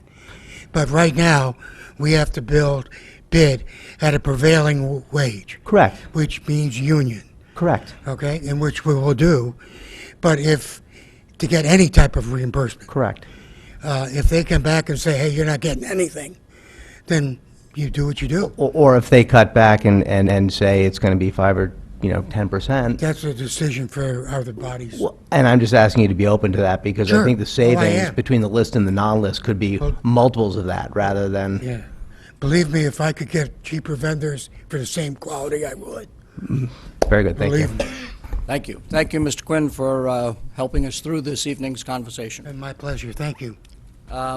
With the board objective, we considered one motion for all 3 sets of minutes, January 17, 24, and 26, just to be expedient with time. No objections, so I'll put the motion that the Board of Education approve the minutes of the special meeting of January 17, 2017, of the special meeting of January 24, 2017, and the regular meeting of January 26, 2017. Do I have a motion? Mrs. Gerber, Ms. Pitko, any discussion? Seeing none, all in favor of the minutes as recorded for all 3, please raise your hand. Mr. Patton, Mrs. Gerber, Mr. Dwyer, Mr. Calabrese, Ms. Pitko, Mrs. Maxon Connelly, opposed? Ms. Carnell and Mr. Llewellyn, the motion passes 6-2. Thank you very much. Superintendent's report. Yeah, I just have a couple of items. I know Mr. Quinn is on the way out the door, but I do want to say thank you to him. Literally in my first week here, he was already meeting with me on this project when that number was bigger than where he wanted it to be, and really invited staff in at the table. So thank you for that, and I know we're going to continue to work together, but volunteer work is like a real job. It's tough, so I know. That's not what Phil told me. But thank you, do appreciate it, very much so.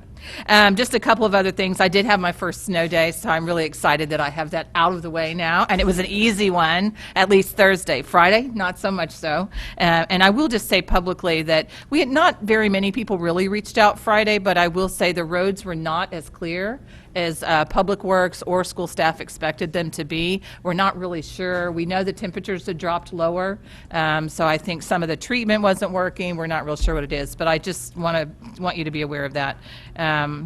Also, I did attend a Riverfield assembly that PTA was sponsoring, which is the Tom Chapin Music, and it's going to be a program that will be at all of our elementary schools, and they had support from the Arts Council.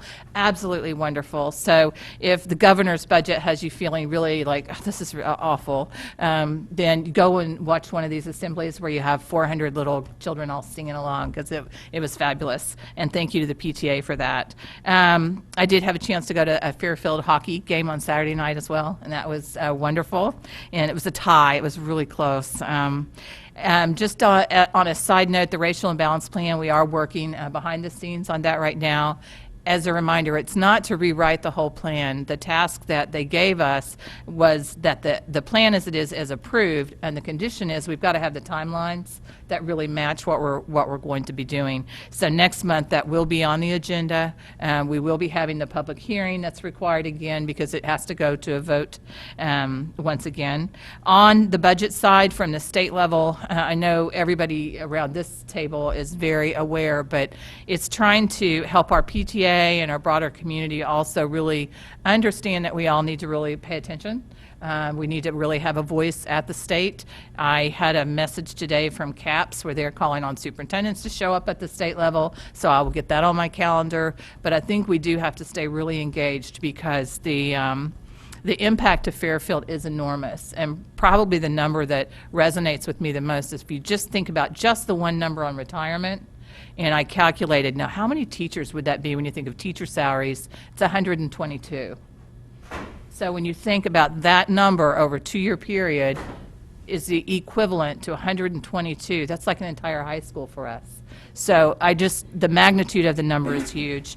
And we also had a update late today, literally probably 6 o'clock, that with the way that they're intending to handle the special education funding, it would pull the entire $3 million bit out of the board side of the budget, and that would go, the special education grant would flow through the town side. So that's going to be a big change to Board of Education budgets.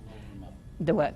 And the lower amount, thank you. So not only is it not going to be over $3 million, but we're going to lose when it flows to the town side about $1.2 million, $1.3 million of that funding as well. So again, we do need to really stay engaged at the state level. I'm still staying optimistic that it'll get better than what it is today. And last but not least, I just want to say thank you to the PTA, also Executive Board. They funded a grant last night for Mind Up, which is really about helping students from an early age learn to deal with stress and anxiety. And it's a fabulous program that has kind of swept the country. And what they funded is seed money for teachers from Sherman and Mill Hill, or their social workers and psychologists to get trained so that then they can go out across the district and train in our other buildings.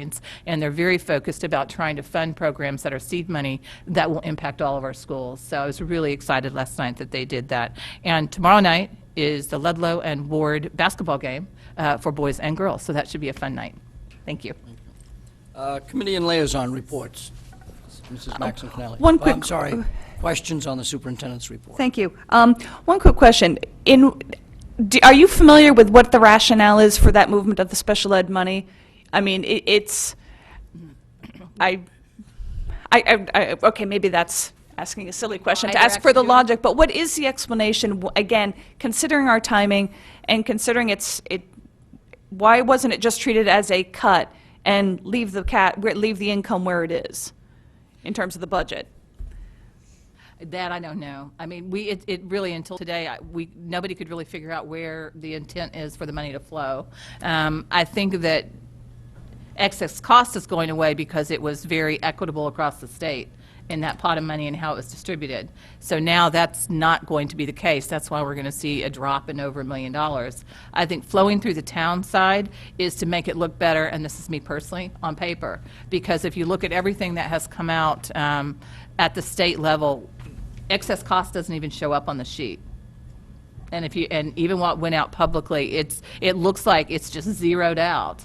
And so it almost looks like you're getting additional funding on the town side because they're not looking at the excess cost you're losing on the school side. So if you look closely, you'll see that it just doesn't show up in anything that's coming out publicly.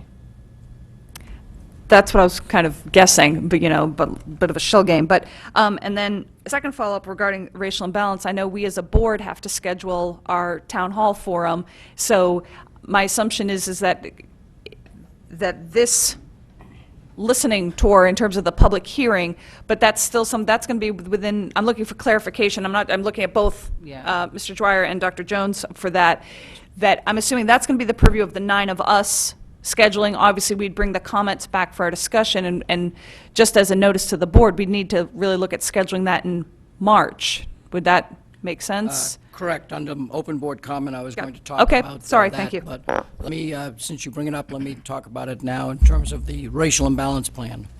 The question was asked whether the public comment period for the board meetings where racial imbalance was listed on the agenda provided the same opportunity for public input that a public hearing would.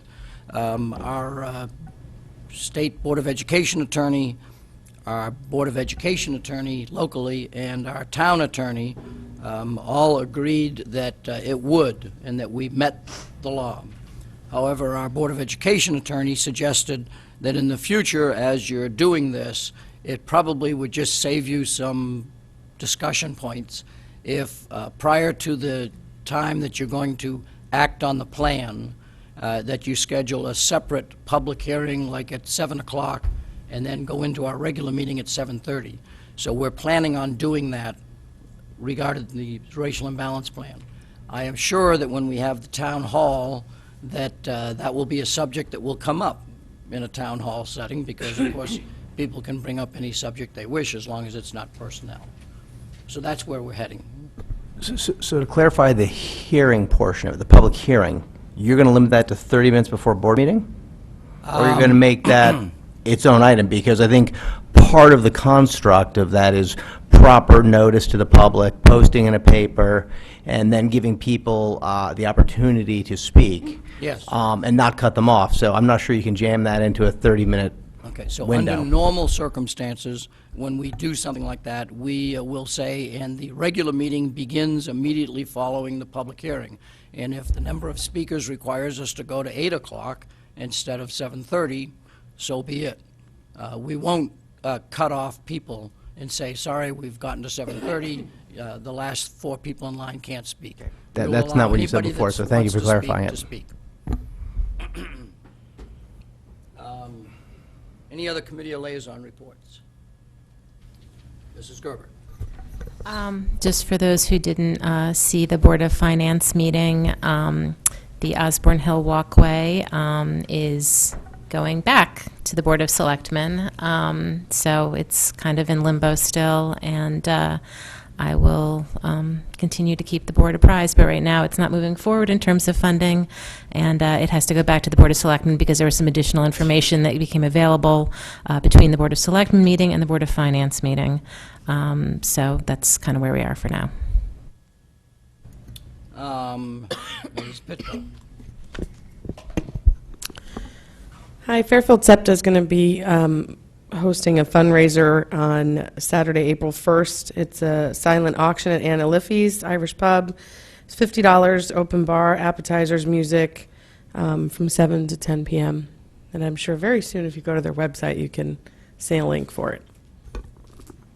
So the rumor that it was closing is false. Ms. Maxon Connelly. Just briefly for PTA Council, I just want to reiterate, PTA Council's gotten 2 shout-outs tonight, and well-deserved. First, for sponsoring the Valentine's Day luncheon today at the Senior Center. Just a tremendous effort, and I think all of us should be appreciative that PTA Council stepped up to help support that. And as Dr. Jones has already referenced, the Minds Up program between Sherman and Mill Hill, very excited for that. And also offered, they sponsored or approved one other grant, which will be bringing a clay table to McKinley. And then their work, the PTA Council Executive Board, coordinating all of the PTAs with this outreach for the Random Acts of Kindness. That was some more effort by PTA Council, and thank you to them for that. Any other comments on the committee liaison reports? If none, under open board comment, any board members wish to make a comment? Under open board comment, any board members wish to make a comment? Under open board comment, I have some. The question of the bathroom labeling, I think, is an important question. We have 17 schools that we probably have to address that at, and I'm sure the staff will put their minds together to figure out how to comply with the law. What staff, I mean, going forward, or the existing schools? Just to be I clear. would say that Dr. Jones will lead her staff to get an answer to that question. Town Hall, it is now in our bylaws to hold it twice a year. It strikes me that having a regular schedule so people can count on this is the time we'll have town halls, that we could schedule one in either March or April and a second one in either September or October. What is the board's wish? And we'll get some dates set. And the other question that we've sometimes had is, do we do it on a weekend or at night, or do we do one at night and one on the weekend? Can I get some comment and feedback from board members as to what their desire is? I would just recommend that the board get back to you with any open dates, as we've done in the past, and then we can just see which ones coordinate. I personally think evening would be better. I think especially in the spring, you've got too many sports commitments, confirmations, communions. It's going to be hard to get people to come out.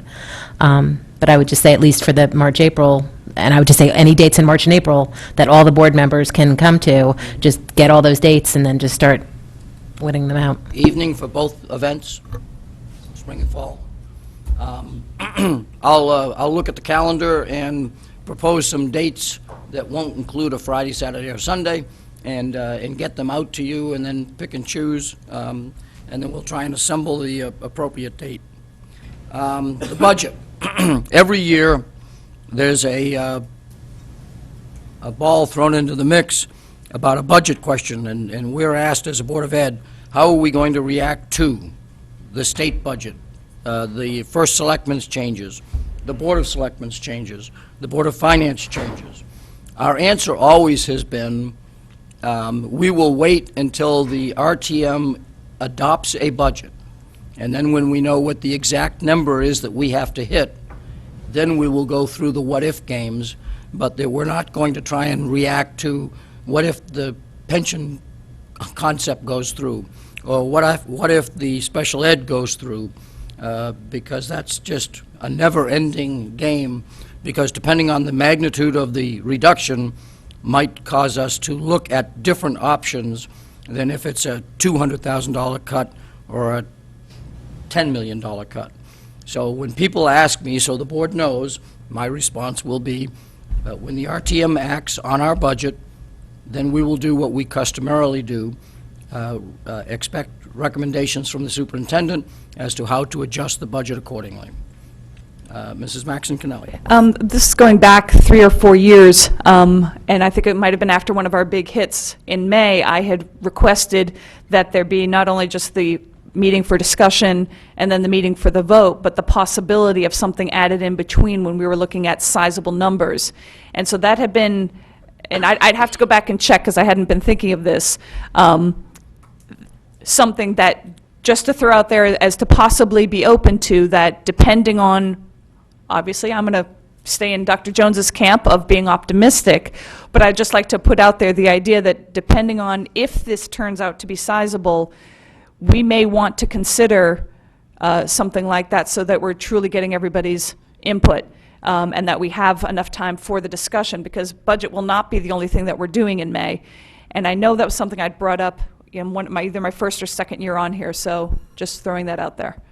And so I would suggest that would suggest that between our first and second meeting, the Tuesday in between is when we would hold another meeting, so that at the first meeting, the recommendations from the superintendent are given to us. At the second meeting, which would be a special meeting, we have an opportunity to discuss them prior to the third meeting, the second regular meeting, where the vote would take place. That's what you're thinking of? Yes. Fair enough. And one other comment. We may need an executive session to deal with some personnel issues. That's still pending, but please pay attention to email. We may have to ask for one. And number two, that we do have a new superintendent, and so we're coming up to the 3-month anniversary of going through the transition plan. And so I've suggested to the superintendent that we probably should have an executive session to kind of say, how are things going, and what do we look forward to June 30th, because the contract requires us to do a review each June to get her on the annual 12-month schedule, and so we ought to know under what conditions we're doing that review. So I'll be scheduling something beginning of March to accomplish that. Any other board members have open board comment? If not, call for a motion that this... oh, yeah, we haven't had people doing that, so I've not gotten accustomed to it. Which of the three of you would like to come forward? Any member of the public wish to come forward? Four of you, I'm sorry, I didn't see somebody behind. Which of the, any of wish to come forward to make a comment on the agenda at this time? Seeing none, thank you. Recommended motion that this regular meeting of the Board of Education adjourn. Do I have a motion? Mrs. Gerber, Ms. Pitko, all in favor, please raise your hand. I get a question. Unanimous with the 7 members who are still here. Thank you.